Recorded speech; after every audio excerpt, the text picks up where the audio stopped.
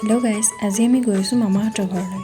কাতি মাহৰ শেষ বুলি আজি মামাহঁতৰ মন্দিৰত আছে নাগাৰা নাম প্ৰদৰ্শন। এয়া মন্দিৰত আয়োজন চলি আছে। মন্দিৰৰ লগতে মামাহঁতৰ ঘৰখন আছে, যিহেতু ঘৰত আলহী আহিছে আৰু এয়া সকলোৱে মিলি ৰাতিৰ সাজৰ বাবে যোগাৰ কৰি আছে। অলপ ময়ো সহায় কৰি দিলোগৈ। আজি ৰাতিৰ সাজত আছিল হাঁহৰ মাংস। তাৰপিছত সন্ধিয়া আমি ধুনীয়াকৈ ওলাই পিন্ধি গ'লোঁ মন্দিৰলৈ। নাম আৰম্ভ হোৱাৰ আগতে প্ৰথমতে ভূতা প্ৰজ্বলন কৰা হ'ল। তাৰপিছত আমি ঘৰলৈ আহি গোটেইকেইজনে নাম আৰম্ভ হোৱাৰ আগতে ভাতকেইটা খাই ল'লোঁ।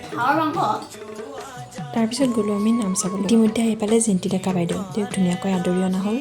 এয়া নাম আৰম্ভ হ'ল। প্ৰথমতে নাম দিলে ময়ূৰীনাথ বাইদেউ। নামৰ মাজতে ওলাই আহি অলপ খোৱা লোৱা কামটোও কৰিলোঁ। তাৰ নাম দিলে জিন্তি ডেকা বাইদেউ।